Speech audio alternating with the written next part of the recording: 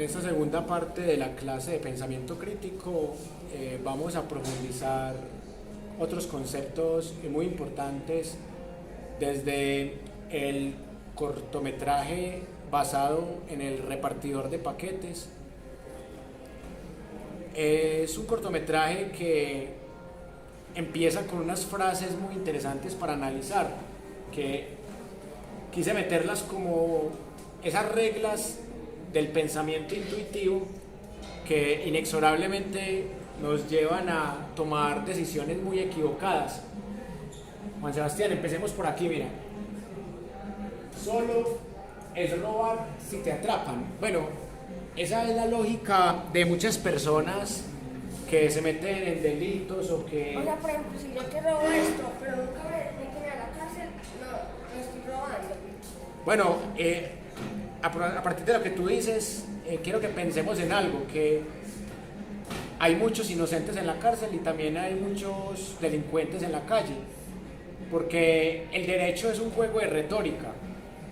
Casi siempre hay querellas y hay lógica difusa, es decir, hay personas que no se les puede comprobar del todo algo, pero cualquier contradicción que tengan en el proceso hacen que terminen en la cárcel. En este caso, yo lo veo más como lo que se llama la ética del no se deje pillar, que eso también se aplica para muchos ámbitos de la vida. Yo soy fiel porque no me han pillado en infidelidad. Yo soy inocente hasta que no se demuestre lo contrario.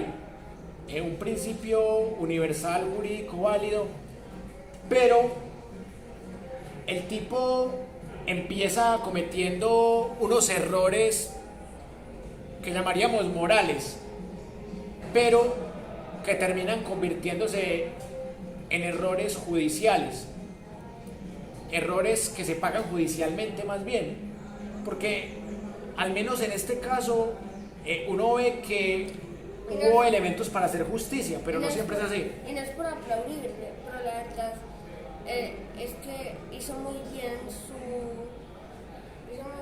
plan y casi se sale con la suya. Solo que cometió unos pequeños errores, como dices tú, y pues... Es que realmente yo no lo veo tanto que haya cometido errores en el procedimiento. Él empezó a cometer errores en el pensamiento, o sea, desde que empezó a adaptar esa forma de pensar tan mediocre, ahí está el error, porque si vemos al final, a él lo perjudica es que él subestima el azar, porque a él el azar parecía favorecerle, pero él cae en un sesgo cognitivo en donde el azar no lo favorece porque termina robándole a la abuela de su novia. Y ahí es donde el azar le falla, pero ahorita vamos a entrar en esa parte del caso. La verdad es que él sí hubiera salido con la suya si le hubiera robado a otra señora y no la abuela de su novia. Pero hay una frase muy bonita, Juanse, que dice que cae más fácil un mentiroso que un cojo. Y también dicen que la justicia tarda pero llega, es lenta pero llega. Y el que se pone a delinquir en cualquier momento va a caer en la cárcel o lo van a asesinar.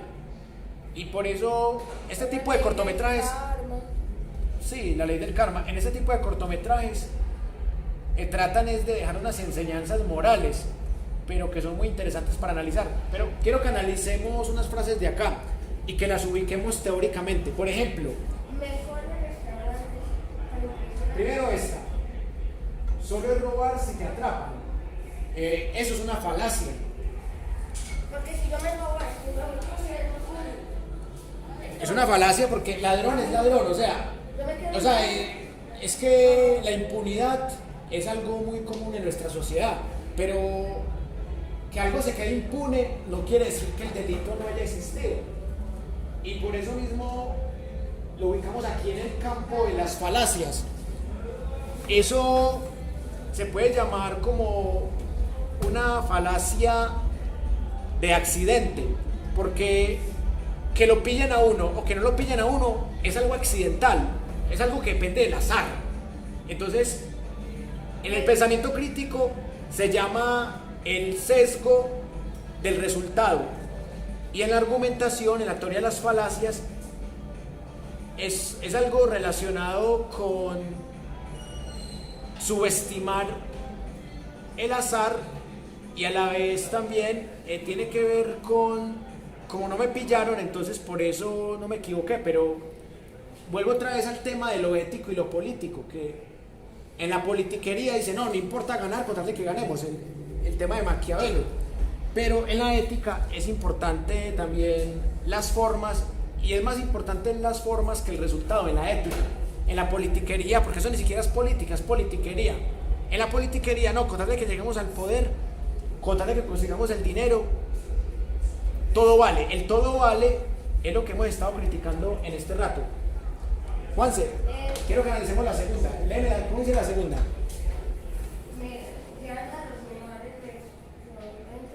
Como para impresionar. Eso se llama como Juanse. Tú ya sabes cómo se llama eso. ¿Arriqué?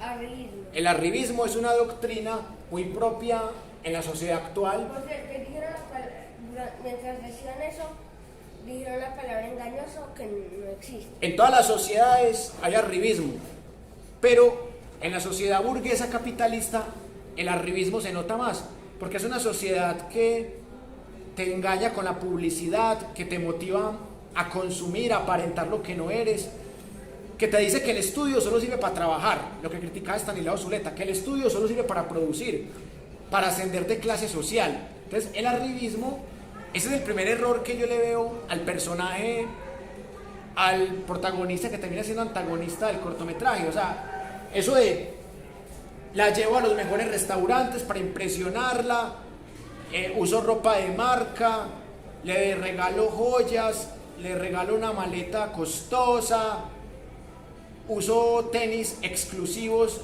de marca y muy costosos. Eso se llama arribismo. El hecho es que el tipo fue muy de malas, como decimos aquí en Antioquia, estuvo muy salado, pero hay ladrones que el azar les favorece mucho, o sea, roban toda la vida y nunca pagan cárcel. Hay politiqueros que mataron y mataron, cometieron genocidios y no pagaron un día de cárcel. Pinochet en Chile. Pinochet tuvo la culpa de la desaparición de más de 30.000 personas en Chile, y en Chile no pagó un solo día de cárcel. Y en Inglaterra pagó apenas como 600 y pico días, pero fue porque mató a un ciudadano español y el juez Baltasar Garzón lo encerró. Entonces, si no fuera porque Pinochet comete ese pequeño error de matar a un ciudadano español, Pinochet como genocida hubiese quedado impune, no hubiera pagado un solo día de cárcel en Chile. Entonces por eso digo yo que hay ladrones o hay genocidas que son muy de buenas, pero a veces el azar, lo que llamamos el azar, lo indeterminado, a veces se acaba. Juan, vamos para la otra. ¿Cómo dice la otra frase que vamos a analizar? Son ganadores y perdedores. Tú Uy. decides de qué lado estás. Esta sí que la quiero mirar con lupa, Juanse. Mire, es una falacia de falsa disyunción. Solo hay ganadores y perdedores. O sea, eso es lo que nos quiere mostrar la sociedad capitalista. No, los que sacan 3 son ganadores.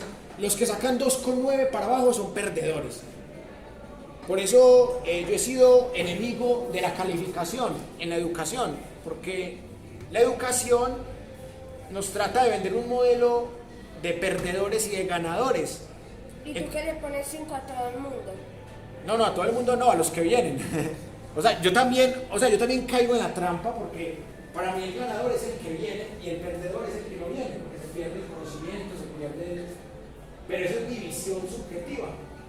Pero eso de tú decides de qué lado estás, una falacia. Aquí hay 2 falacias en una: la falacia de falsa disyunción, y también está la falacia de la autodeterminación.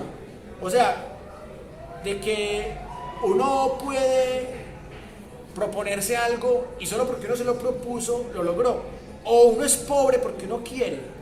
Esa es la otra falacia que le tratan de meter a uno, y eso no es cierto.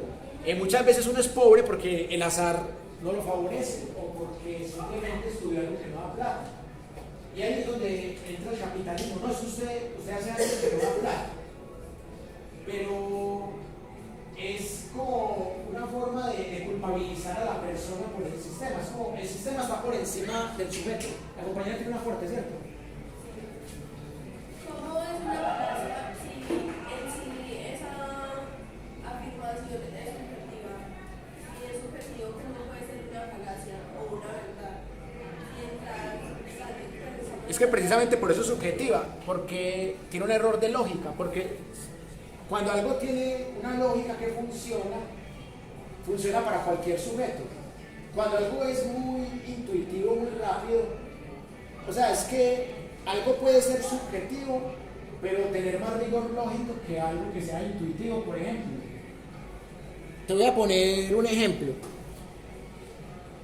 Cuando uno dice que estos son los ganadores, estos son los perdedores, uno ya está fijando que estos siempre van a ganar. Por ejemplo, los alemanes en las 2 guerras mundiales se creyeron ganadores y las 2 las perdieron.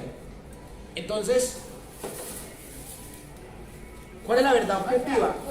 ¿Cuál es la verdad objetiva? Que perdieron.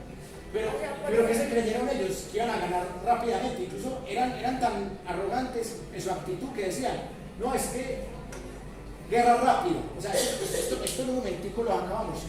Podemos traicionar a los soviéticos y los acabamos. Y no pudieron con los soviéticos. Entonces, la subjetividad es algo que puede tener lógica, pero la mayoría de las veces tiene más intuición que lógica. Por ejemplo, Sí. Los ganadores son los que están en este libro. No. Los ganadores son los que están en este ¿El libro? libro. Bueno, está bueno el chiste. Aquí está, por ejemplo, esto de que tú decides de qué lado estás. Italia se volteó en las 2 guerras mundiales. Y mire, Italia terminó en la Segunda Guerra Mundial, terminó en lado de los perdedores.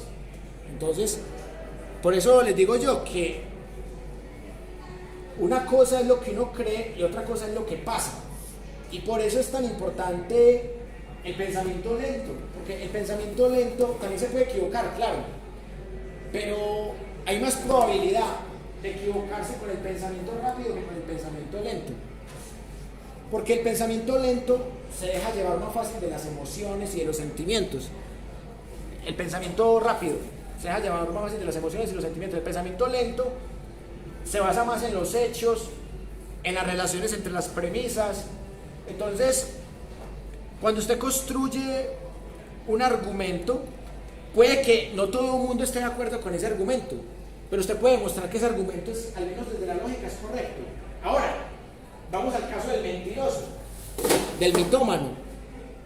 El tipo era muy rápido para pensar y cada vez que estaban aprietos con la policía, con la familia de la novia, el tipo sabía salir del paso y sabía superar las adversidades. Pero cuando los hechos y la lógica lo acorralaron, el tipo empezó a gaguear. O sea, el tipo era finito, era súper rápido para pensar, decía la mentira y de una le funcionaba. Pero cuando la abuela de la novia, los policías, la familia de la novia lo empezaron a acorralar y empezó a contradecirse, el tipo empezó a gaguear porque se le cayó la falacia del castillo de naipes. El efecto boomerang. Porque se le cayó una torre, y si le cae una torre se tiene que caer todo el castillo. Ese es el problema de la mitomanía, que es que la mitomanía funciona muy bien cuando usted tiene buen manejo de la lógica, porque es que la lógica usted no la puede utilizar para engañar. Porque sus versiones eran muy lógicas. Porque mira que fue muy contradictorio, porque primero dijo que solo había 10 en Estados Unidos y ahora resultaba que no. Luego después decía que no entregaba paquetes y luego que sí. Me encanta mucho la pregunta de la compañera, porque es que la verdad y la lógica no siempre se corresponden. Porque yo puedo ser un mentiroso, pero el mayor mitómano del mundo, y saberme un montón de leyes de la lógica. Pero por muy buen mentiroso que yo sea, va a llegar un momento en que los hechos van a destrozar mi lógica. Les pongo el ejemplo de Umberto Eco, que Umberto Eco era un intelectual italiano muy teso, y el tipo una vez estaba con una trabajadora sexual como de 15 años, y eso en Italia es un delito grave, y en muchos países. Entonces la trabajadora sexual le estaba haciendo sexo oral a Umberto Eco. Entonces la policía lo capturó, y él empezó a argumentar desde la lógica, desde la semiótica, desde la semántica, y empezó a decir que eso podría prestarse para muchas interpretaciones, hasta que un policía le dijo: no, hermano, usted sabe mucho de filosofía, de semiótica, de lógica, pero una mamada es una mamada, se lo está mamando y es menor de edad. O sea, una mamada es una mamada. O sea, algo tan absurdo y tan tautológico, pero en ese caso un policía le tumbó todo. O sea, el man empezó a argumentar que la teoría de la ambigüedad, que la semántica, que la anfibología, empezando a darlo como unos conceptos filosóficos, y el guardia le dijo: no, ella es menor de edad y está teniendo sexo con usted. Es un delito. Sí. Hay algo que me enreda con el término de las conclusiones que hay respecto a la intuición. Sí. Porque siento que eso va muy ligado también con la parte instintiva del ser humano como animal también, ¿cierto? Sí. Pero entonces, al estar ligado al factor racional, Sí. no estaría eso, pues como en mera dicotomía de que realmente a veces hay que hacer un esfuerzo para eso. Nosotros como seres racionales, hay gente que se le dificulta. Sí. Pues y yo diría que a todos como seres humanos, justamente por ese factor racional. Pues no sé, pues no pienso que sea una cosa de un esfuerzo. Porque La intuición. sí, Allá. justamente porque también el ser humano está todo el tiempo en ese ir y venir del inconsciente y el consciente, estando todo el tiempo más dominados por el inconsciente, porque nosotros siendo seres racionales, la mayor parte de nuestras acciones y de un montón de cosas están regidas por el inconsciente. De hecho, eso es un debate entre los psicólogos cognitivos y los psicoanalistas. Tu mirada está más del lado psicoanalista, que entre otras cosas Estanislao Zuleta fue uno de los grandes lectores también de Freud, del psicoanálisis. Pero esta mirada no es desde el psicoanálisis, esta mirada, pues aquí como la habíamos planteado, es desde la psicología cognitiva. En la psicología cognitiva, el inconsciente es otra cosa distinta. El inconsciente no tiene esfuerzo, sino que es algo que simplemente fluye en el momento. En el psicoanálisis, el inconsciente sí es algo más poderoso. Incluso en la psicología profunda también está el inconsciente colectivo, no solamente el inconsciente individual. Y tú tienes razón en que es un problema complejo, pero la intuición, como lo dijimos la clase pasada, la intuición también te puede salvar la vida. O sea, por ejemplo, si a mí me van a atracar, yo no tengo tiempo de filosofar. O sea, yo no puedo decirle: no, es que Aristóteles dijo que usted se está contradiciendo y por eso usted no me puede atacar a mí. No. Mientras que le digo a Aristóteles, ya me está enterrando el puñal, ¿cierto? O sea, si a mí un hijo de puta me atraca, yo le meto un puño con este anillo y yo le digo a escaparme. Pues si me quieren, yo sé que me le puedo escapar. Si un man llega con una metralleta, yo sé que no me lo puedo escapar, pero si me llega con un cuchillito, yo con este anillo le hago una cosita. O sea, ahí sale mi parte instintiva. Ahí no sale el profesor de pensamiento crítico, sino que sale el animal que yo llevo adentro. Entonces, o sea, es un momento en donde el instinto es el que actúa. Por eso, por mucho que estudiemos filosofía, pensamiento crítico, lógica, sistemas o lo que sea, ciencia, no dejamos de ser seres intuitivos también en esos momentos de presión.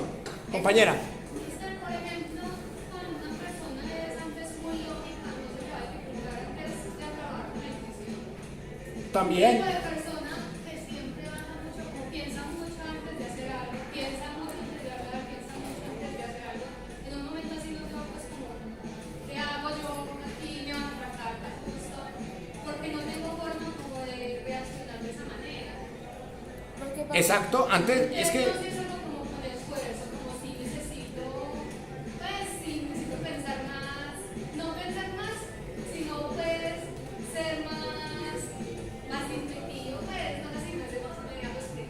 claro. Como usando el pensamiento rápido.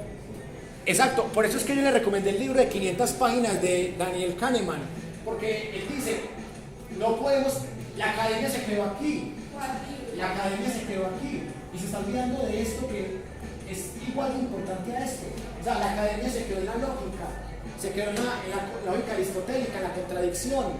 La academia tiene que volver aquí también, porque como dice la compañera, si nos quedamos aquí en la lógica nos volvemos lentos.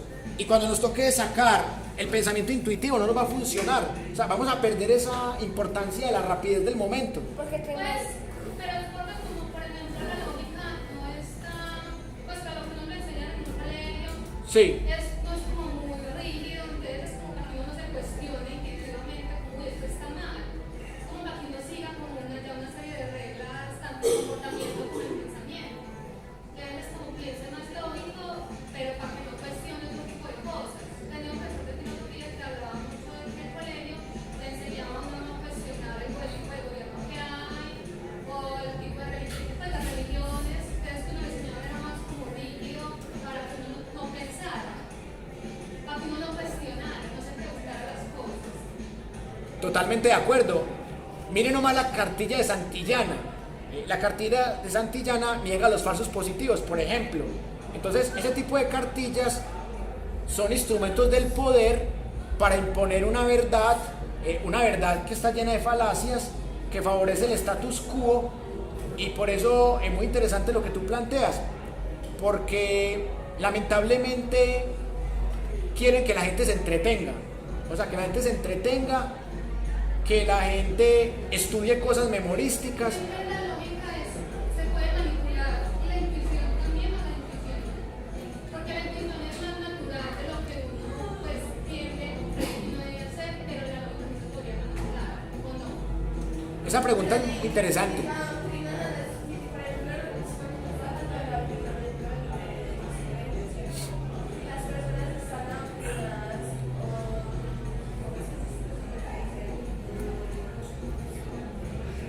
Con la pregunta de la compañera, que si la como intuición se puede siguiendo manipular, siguiendo los status quo de no se presume que la intuición tiene la experiencia de lo vivido, La intuición, de lo que se puede. la intuición se puede manipular, pero sobre todo cuando hay juego de emociones. La intuición sí se puede manipular cuando hay un líder que tiene enajenada a una masa. Entonces, sí, mátenlos, mátenlos, son enemigos, mátenlos. Esto, sí, matémoslo. Sí, claro, ambas se pueden manipular. La diferencia es que la lógica por lo menos tiene esa lentitud para hacer las cosas de manera más disimulada, pero tanto la intuición como la lógica se pueden utilizar para manipular a la gente. Hablar desde la intuición yo digo que usar lógica, o sea que también sigue siendo una manipulable la lógica. Sí, o a veces también la persona misma está convencida. Por ejemplo, Hitler estaba convencido que los judíos eran inferiores. Entonces, al él estar convencido de eso, que es algo que él desarrolló intuitivamente y que no pasó por la lógica, sino que a él se le metió en la cabeza que los culpables eran los judíos, él llegó y manipuló una sociedad que tenía las mejores escuelas de pensamiento. La escuela de Frankfurt, la escuela que sale de Heidegger, Nietzsche, o sea, una sociedad llena el Círculo de Viena, de grandes pensadores germanos, fue manipulada por un cabo del ejército, con unos ideales racistas y supremacistas. Entonces, ambos se pueden manipular, pero cuando yo manipulo con la intuición, dependo más del momento. Cuando yo manipulo con la lógica, dependo más del proceso, porque es algo más lento, pero yo puedo manipular con ambas. Y por eso, volviendo a la pregunta de la compañera, no es equivalente lógica a verdad. Y por eso el libro de Kahneman nos entrena para los dos sistemas de pensamiento. El libro de Kahneman nos entrena para resolver problemas intuitivos y para resolver problemas lógicos. Porque en el libro de Kahneman hay unos ejercicios que ayudan a que desarrollemos el pensamiento rápido. Son ejercicios de observación rápida. Y ahí impera la intuición, no la lógica. Pero como es que no necesariamente la lógica es verdad. Sí, es que no necesariamente la lógica es verdad. O sea, yo puedo ser lógico y mentir. O sea, yo puedo cumplir las reglas del silogismo, las reglas del pensamiento deductivo, abductivo, inductivo y puedo mentir. Pero yo puedo encajar todas las piezas para que no se note contradicción. Y solamente un hecho, como una prueba de ADN, puede tumbarme la versión. Pero ahorita les voy a mostrar cómo yo desde la lógica puedo construir algo falso como algo verdadero. Cómo yo a través de la lógica y sus leyes puedo convertir algo en verdadero siendo falso. Ahorita les voy a poner un ejemplo porque quiero compartirles el último cortometraje de la tarde. Y a partir de este último cortometraje voy a mostrarles cómo desde la lógica se puede volver verdadero algo que es falso. Para que ustedes vean que ahí también juega la retórica como aliada malévola de la lógica. Juanse, vamos a poner el último documental, el último cortometraje. ¿Cuál sugieres tú que tenga que ver con esto? Que tú conoces más de eso que yo.